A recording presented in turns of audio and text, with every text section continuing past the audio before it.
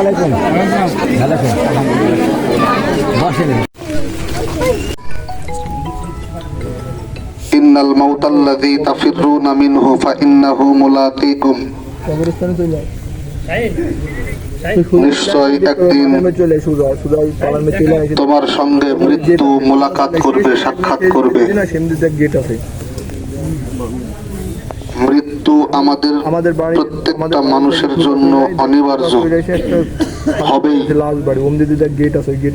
এই দুনিয়াতে আমরা কেউ চিরদিন থাকার জন্য আসিনি।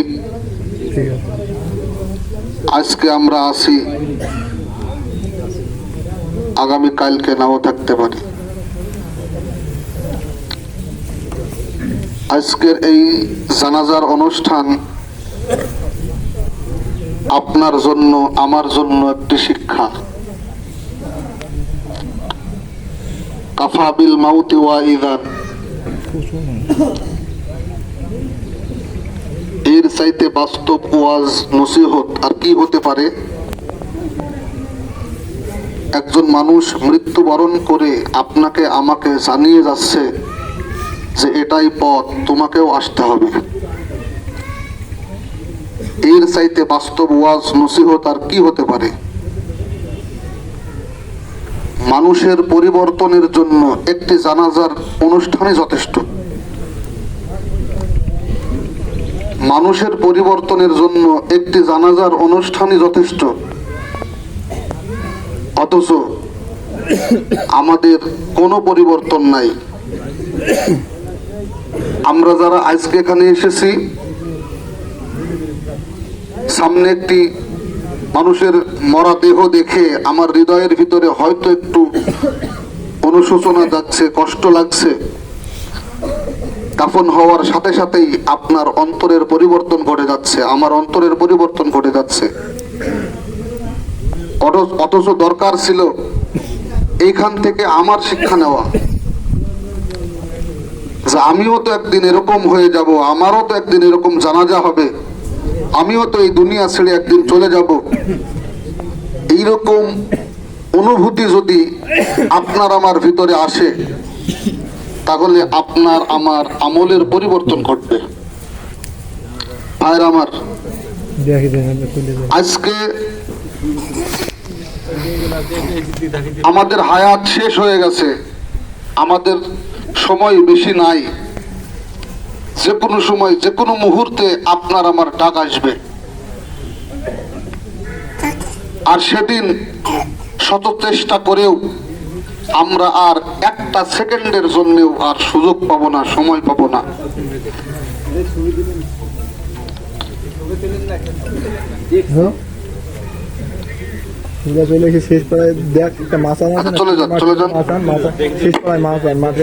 দেখতে পাচ্ছি আমাদের ভিতরে অনেকেরই দাড়ি পেকে গেছে। অনেক মুরব্বীজন আছেন যাদের দাড়ি চুল পেকে গেছে। আমরা এই শব্দটা দিয়ে কোনো ভয় আসে না। দাড়ি পেকে গেছে না, বরং দাড়িটা মরে গেছে। দাড়িটা মরে গেছে, আপনার মাথার চুলটা মরে গেছে, পাকে নাই। আপনাকে আমাকে সতর্ক হতে হবে, আপনার দেহের একটি অঙ্গ মরা শুরু করেছে। আপনার দেহের একটা অঙ্গ মরা শুরু হয়ে গেছে। আপনি চোখে কম দেখেন, এটা আমরা রোগ মনে করি। আরে ভাই, এটা হলো আমার মরণের নিশানা। আমার কান মরে যাচ্ছে, আমার চোখ মরে যাচ্ছে, দাঁত একটা পড়ে গেছে, মানে দাঁত আমার একটা মরে গেল। আমার দেহের কত অঙ্গ মরে যাচ্ছে, আর কত মেসেজ দিলে আপনি সোজা হবেন? কত মেসেজ দিলে আপনি সোজা হবেন, আমি সোজা হব? ভাইরা আমার, আমাদের সময় নাই। যে কোনো সময়, যে কোনো মুহূর্তে আমরা চলে যাব। এই জন্য আমরা আসুন এখান থেকে শিক্ষা নিয়ে আমাদের জীবনের পরিবর্তন ঘটাই।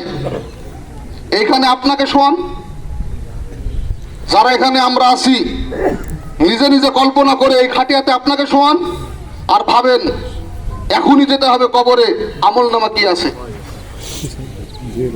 কি নিয়ে যাব?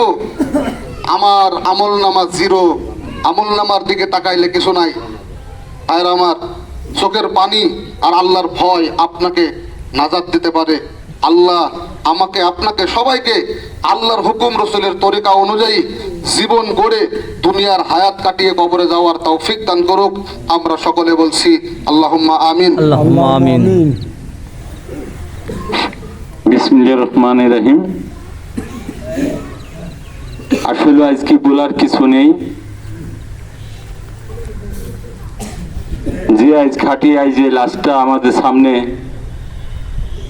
শুয়ে আছে খাটিয়ার পরে, এই ফাহিমকে আমি দেখেছি খুব, আমার চোখের সামনে আমি নজর দিয়ে দেখেছি। বাসায় থেকে বের হওয়ার পরে ওই ওর দাদার আর কি ওই রেলিংটা ধরে দাঁড়িয়ে থাকতো। পথ দিয়ে যাওয়ার সময় দেখা হলে, কাকা আসসালামু আলাইকুম। আমি, বাবা ভালো আছো? জি কাকা ভালো আছি। তোর আম্মু আব্বু কেমন আছে? বলে ভালো আছে। হঠাৎ একদিন দৌড় দিয়ে আইসি, বলে কাকা আম্মু একটু কথা বলবে। তার মামুনির সাথে আমি কথা বললাম যে ভাই ছেলেটা আছে, একটু দেখে শুনে রেখেন।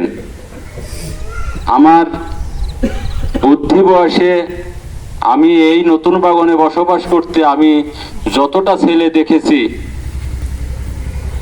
তার মধ্যে এত ভদ্র ছেলে আমার চোখে পড়ে নাই।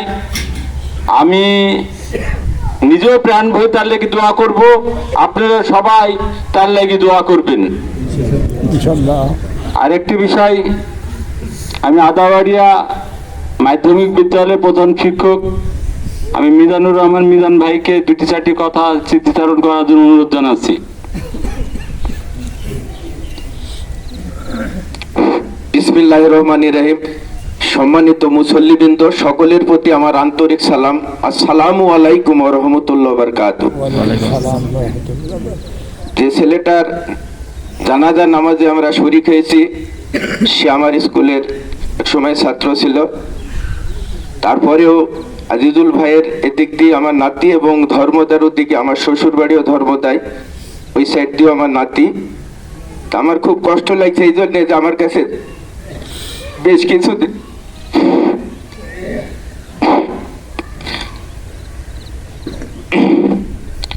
আমার ছাত্র প্লাস আমার কাছে বেশ কিছুদিন প্রাইভেট পড়েছে। অত্যন্ত ভদ্র ছেলে, কিন্তু আল্লাহ তাআলা ওনাকে অকালে নিয়ে নিলেন। আল্লাহ তাআলার অসীম মহিমা বোঝা বড়দার, আল্লাহ জিনিস আল্লাহ নিয়ে গেছে। আমি অনুরোধ করব আপনারা এখানে যারা আছেন ওনার জন্য দোয়া করবেন। উনি যেন, আল্লাহ তাআলা যেন ওনার কবরকে জান্নাত নসিব করেন। সবাই সুস্থ থাকবেন, এবং ওনার চলার পথে কথাবার্তায় যদি আমার জানার মধ্যে উনি কোনো বেয়াদবি বা কটুযুক্ত কথা কারোর সাথে বলে নাই, তারপরেও যদি মনের অজান্তে, মানুষ মাত্র ভুল করে, যদি কেউ ব্যথা পেয়ে থাকেন, আমি ওনার একজন গার্জিয়ান বা শিক্ষক হিসাবে আমি অনুরোধ করছি, করজোড়ে অনুরোধ করছি, তাকে ক্ষমার দৃষ্টিতে দেখবেন এবং পরম করুণাময় আল্লাহ তাআলার নিকট দোয়া করবেন, আল্লাহ তাআলা যেন ওনাকে বেহেশত নসিব করুন। সবাই ভালো থাকবেন, সুস্থ থাকবেন। আল্লাহ হাফেজ। আমাদের সামনে উপস্থিত আছেন বাগন কেসিবিএন মাধ্যমিক বিদ্যালয়ের প্রধান শিক্ষক। তাকে দু চারটি কথা স্মৃতিচারণ করার জন্য আমি অনুরোধ জানাচ্ছি।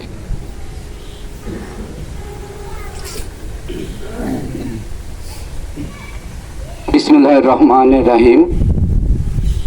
সম্মানিত মুসল্লিগণ, সকলের প্রতি রইল আমার সালাম। আসসালামু আলাইকুম।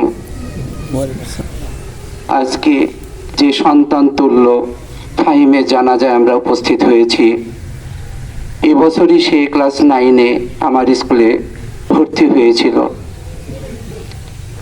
শিক্ষকদের জানা মতে এত পোলাইট ছিল, এত ভদ্র ছিল শ্রেণীকক্ষে, এই এক বছরে সকল শিক্ষকের মন কেড়ে নিয়েছিল।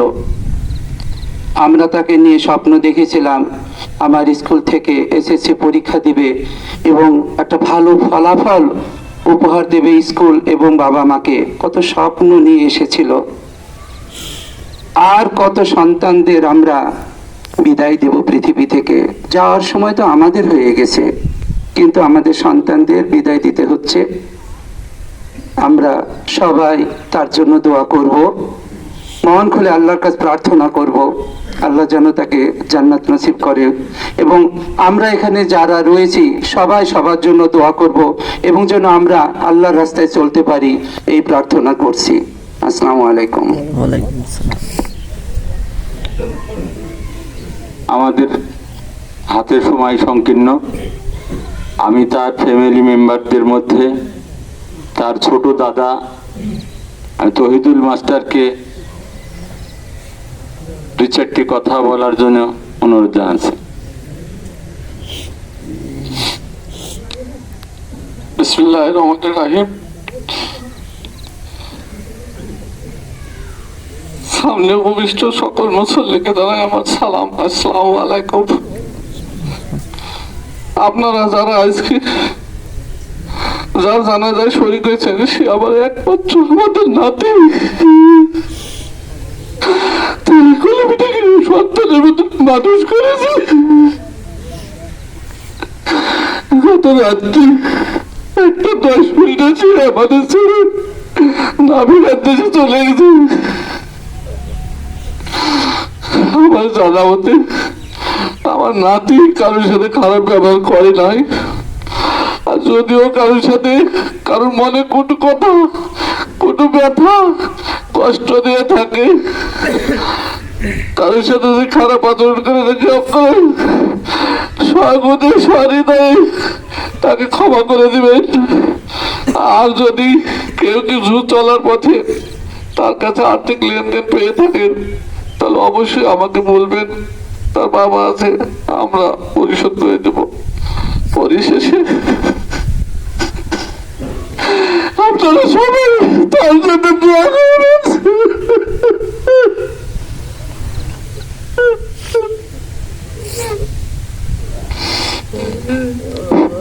আসলে আমাদের দোয়া ছাড়া এই জায়গায় আর কিছু নেই। আমরা টাইমের জন্য আমরা সবাই দোয়া করব। আমি ওনার দাদাকে দু চারটা কথা, আসলে মন মানসিকতা ভালো না, পরিবেশ নাই, তারপরও তার নাতির লাগি দোয়া চাওয়ার জন্য হলো দু চারটা কথা বলতে হবে। বিসমিল্লাহির রহমানির রহিম। আমার নাতি দীর্ঘদিন ঢাকাতে ছিল, এখানে তো ছিল না, ওখানে মানুষ। 1 বছর আমি এই স্কুলে ভর্তি করে দিই, তার পিছনে আমি শ্রম দিছি। আমার খুব আদরের ভালোবাসা, আমি বলতে পারছি না তার স্মৃতি। আপনারা যদি অন্যায় যদি কারোর কাছে করে থাকেন, তাকে ক্ষমা করে দেবেন। আমার এই অনুরোধ আপনাদের। আর যে থাকে আমি তার বাবাকে দু চারটি কথা, আসলে মন মানসিকতা ভালো না তার, তারপরও আমরা ফাইমের জন্য সকলেই দোয়া করব। আমি জানি এই নতুন বাগানে আমি প্রতিটা বাড়িতে 265 ঘরের প্রতিটা বাড়িতে কোনো একটা ছেলের আমার নাম অজান্তেও কারণ নেই।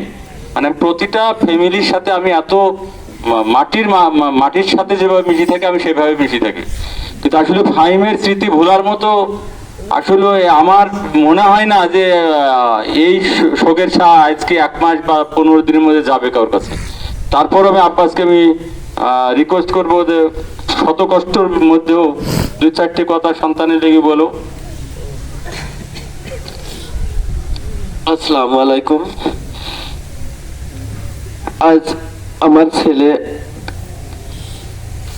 যে অবস্থা মৃত্যুবরণ করেছে, আল্লাহ যেন সবাইকে, তাদের ছেলেদেরকে, প্রত্যেকটা ছেলেকে সুস্থ সবলভাবে বাঁচিয়ে রাখে। আসলে এই অ্যাক্সিডেন্ট করার পরে আমি এই 14-15 দিন আমি হাসপাতালে ছিলাম। খুব কষ্ট, ছেলে খুব কষ্ট পাইছে। ঠিক আছে, তাই আমার ছেলে যদি আপনাদের কাছে যদি কোনো ভুল করে থাকে ক্ষমা করে দিবেন। ঠিক আছে, আর আমার ছেলের জন্য দোয়া করবেন। আসসালামু আলাইকুম।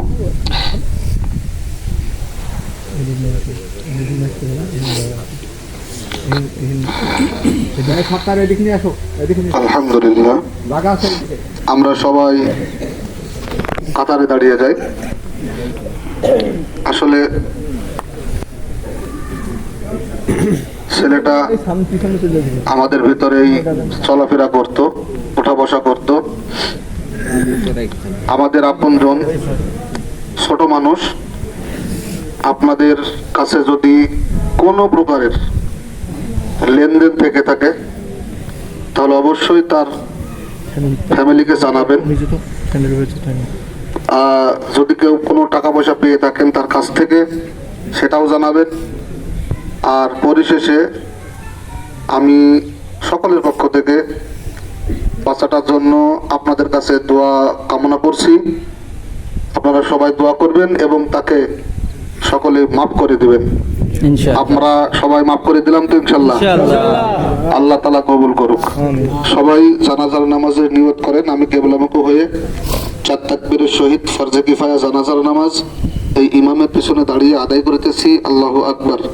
কেবলামুখ হয়ে 4 তাকবীরের সহিত ফরজে কিফায়া জানাজার নামাজ এই ইমামের পিছনে দাঁড়িয়ে আদায় করিতেছি। আল্লাহু আকবার। সবাই পায়ের নিচের স্যান্ডেলগুলি খুলে রাখেন আর জানাজার জন্য নিয়ত করেন।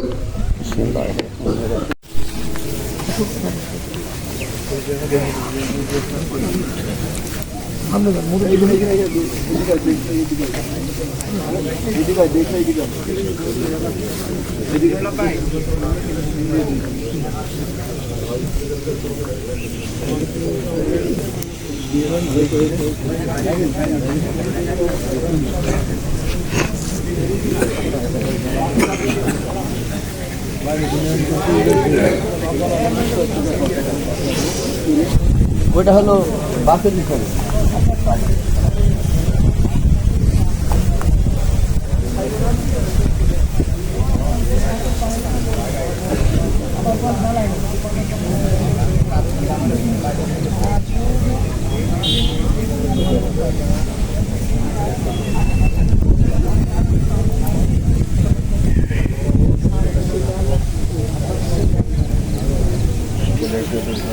আমাকে নিতে পারবেন না।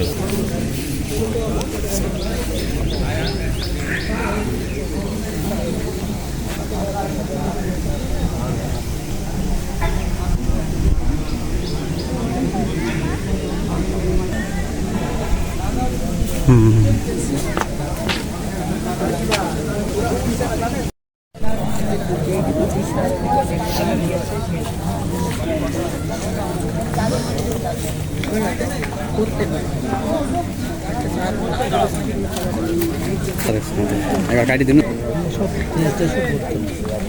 وإن لم تغفر لنا وترحمنا لنكونن من الخاسرين. اللهم آمين. ربنا تقبل منا إنك أنت السميع العليم. وتب علينا إنك أنت التواب الرحيم.